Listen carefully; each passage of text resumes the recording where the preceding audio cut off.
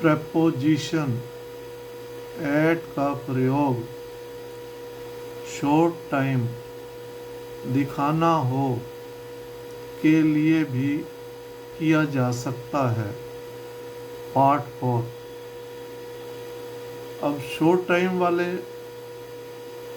Prepositional phrase word हैं at the weekend, at sunrise, at sunset. At the weekend सप्ताहांत, at sunrise सूर्य उदय, at sunset सूर्य अस्त। ये सभी समय की श्रेणी में आते हैं। सप्ताह अंत वो डेज है, वो भी समय की श्रेणी के लिए है। एट सनराइज मतलब सवेरे सूर्य का उदय होना, उसको भी टाइम में काउंट करते हैं।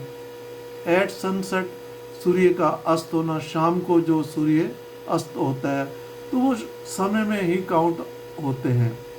तो इस प्रकार के द वीकेंड, सनराइज और सनसेट, इनसे पहले एट प्रेपोजिशन का ही प्रयोग किया जाता है।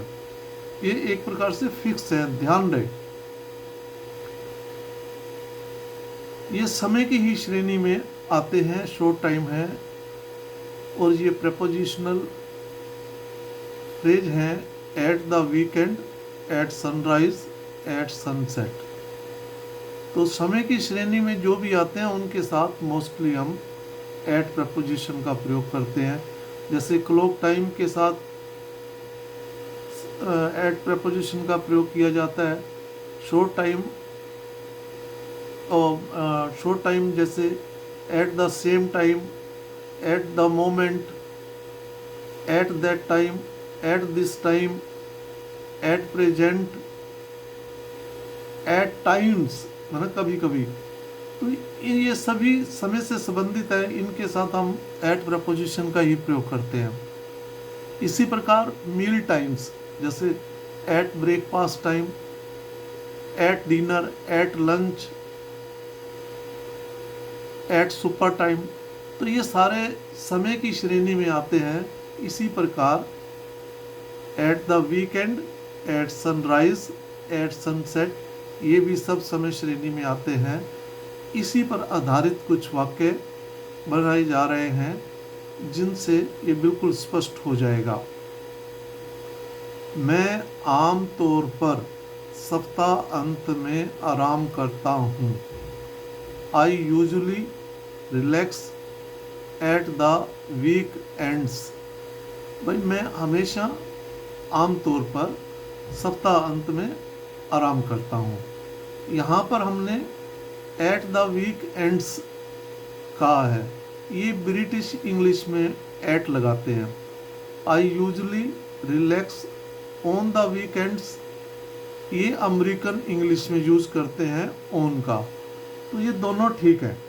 आप हमारे इंडिया में तो ब्रिटिश इंग्लिश ज़्यादा प्रचलित है, तो मोस्टली लोग एट लगाते हैं, लेकिन आप ऑन भी लगा सकते हैं, ये अमेरिका इंग्लिश में लगाया जाता है। तो आई usually relax at the weekends, I usually relax on the weekends.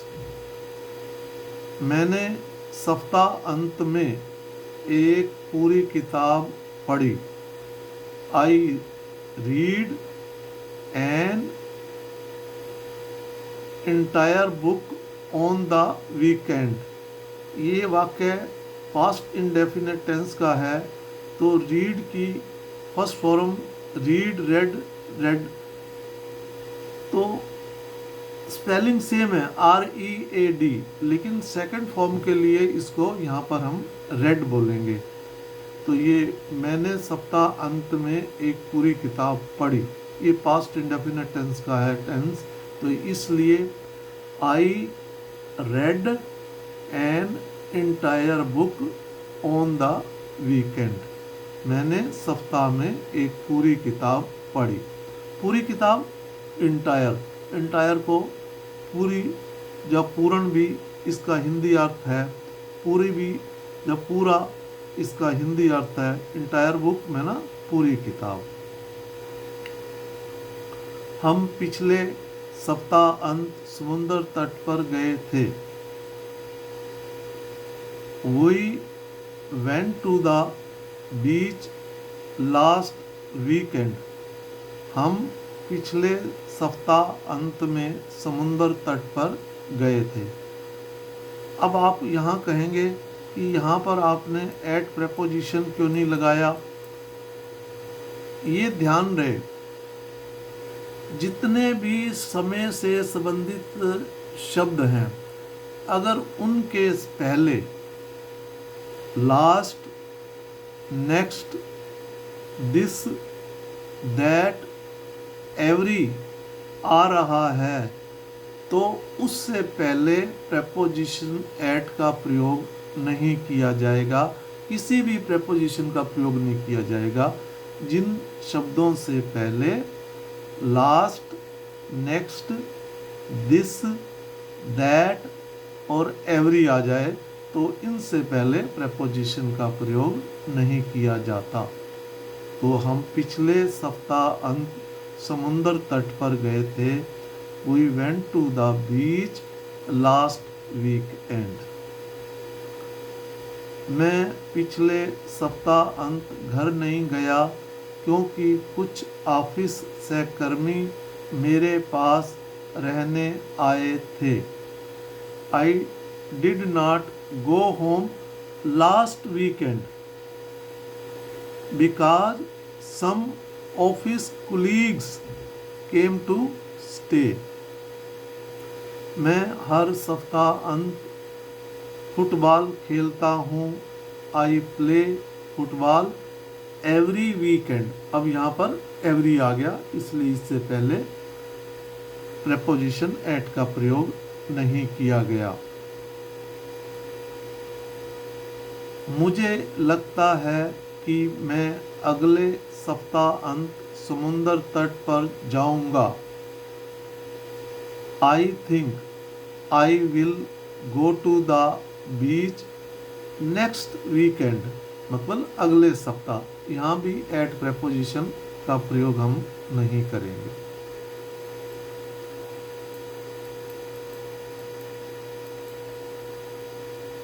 मुझे लगता है कि मैं सप्ताह अंत में अपने माता पिता से मिलने जाऊंगा। I think I will visit my parents at the weekend। अब at the weekend कहेंगे। यहाँ पर इस the weekend से पहले ना तो next आया, ना last आया, ना every आया, ना this आया, ना that आया। इसलिए यहाँ पर हम at का प्रयोग करेंगे। मुझे लगता है कि मैं सप्ताह अंत में अपने माता पिता से मिलने जाऊंगा। I think I will visit my parents at the weekend. हम हमेशा सप्ताह अंत में समुद्र तट पर जाते थे। We used to always go to beach at the weekends. भाई हम हर सप्ताह अंत में बीच पर जाया करते थे, जाते थे। यूज टू का हम तब प्रयोग करते हैं कोई जो हमारी आदत थी वो भूतपूर्व में थी लेकिन अब नहीं है, तो तब हम यूज टू का प्रयोग करते हैं पास्ट इंडेफिनिट टेंस में। सप्ताह अंत में मैं दिन को अपनी इच्छा अनुसार बिता सकता हूँ। Eight the weekend I can spend the day how I like.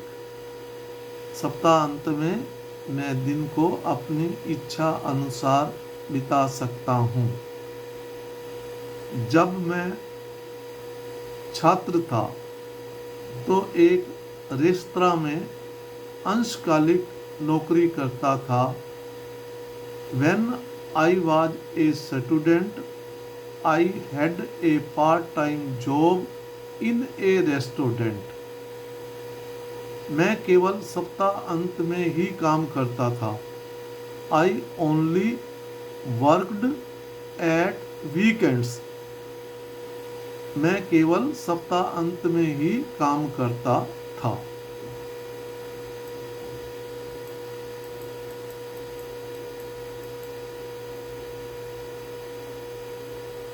उन्होंने सप्ताह अंत में मेरे भाई के साथ एक फिल्म देखी।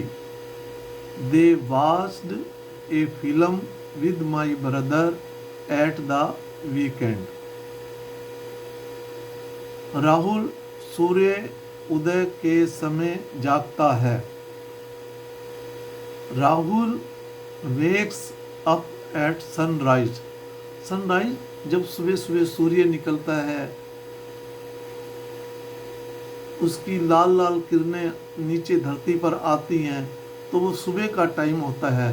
तो इसलिए सनराइज को भी हम समय की श्रेणी में गिनेंगे। इसलिए समय वाले जितने भी शब्द हैं उनके साथ एट प्रेपोजिशन का प्रयोग किया जाता है। तो राहुल सूर्य उदय के समय जागता है। Rahul wakes up at sunrise. सूर्य उदय के समय प्रकृति जीवंत हो उठती है। द नेचर, प्रकृति, कम्स अलाइव। प्रकृति जीवंत हो उठती है, कम्स अलाइव एट सनराइज। सूर्य उदय के समय हवा बहुत स्वच्छ होती है। The air is so clean at sunrise. यहाँ सो क्लीन बहुत स्वच्छ। सूर्य उदय के समय हवा बहुत स्वच्छ होती है। The air is so clean at sunrise.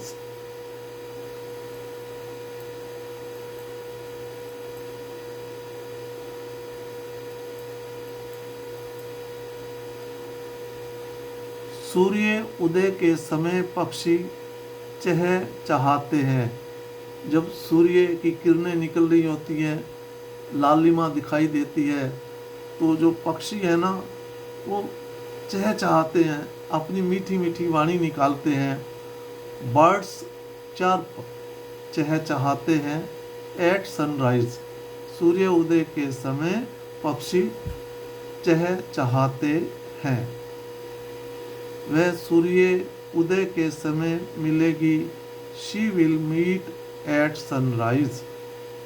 वे सूर्य उदय के समय प्रस्थान करने की योजना बना रहे हैं।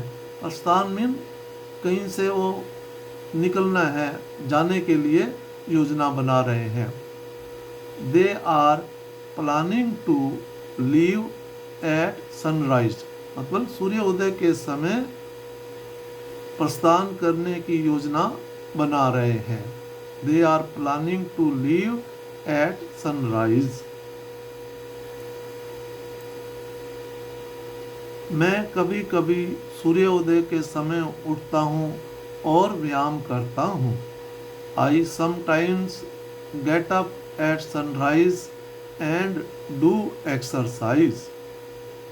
सूर्य अस्त के समय समुद्र तट पर टहलना बहुत पसंद है। मुझे सूर्य अस्त के समय समुद्र तट पर टहलना बहुत पसंद है। I love walking by the beach at sunset.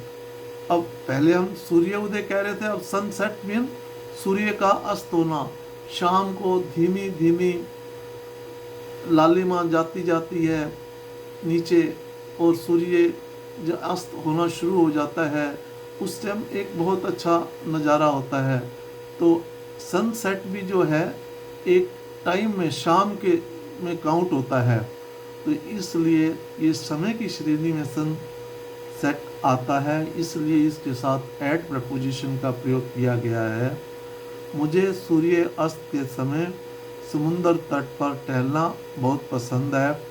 I love walking by the beach at sunset. इस प्रकार समय से संबंधित प्रपोजिशनल फ्रेज जानो, जहाँ इन ये समय की श्रेणी में द वीकेंड, सनसेट और सनराइज, ये सब समय की श्रेणी में आते हैं। इसलिए इनके साथ एट प्रपोजिशन का प्रयोग करते हुए यहाँ कुछ वाक्यों का एग्जाम्पल दिया है। जब भी आप किसी कंपटीशन में बैठे हैं, इस प्रकार के वाक्य आएँ तो आपको preposition fill in the blank भरते समय आसानी रहे और इसकी प्रैक्टिस करें, ये तभी याद रहते हैं। एक बार प्रैक्टिस ये समय वाले शब्दों की कर लेंगे तो आपको कभी भी ये नहीं भूलेंगे। तो इसमें कोई त्रुटि हो तो कृपया कमेंट्स करें और अपने जान पहचान के उन बच्चों को जो 6 क्लास से 12 तक पढ़ते हैं, जो दूर दराज ग्रामीण इलाकों में रहते हैं, वो बच्चे बहुत इंटेलिजेंट होते हैं। सुविधा से वंचित होने के कारण ये सुविधा उन तक पहुंच नहीं पाती। कृपया अपनी ओर से विद्या दान के रूप में उनको शेयर जरूर करें ताकि वे इसका लाभ उठा सकें और इस प्रकार के अच्छे से अच्छे वाक्य इंग्लिश में बनाकर अपनी इंग्लिश इम्प्रूव कर सके। जय हिंद।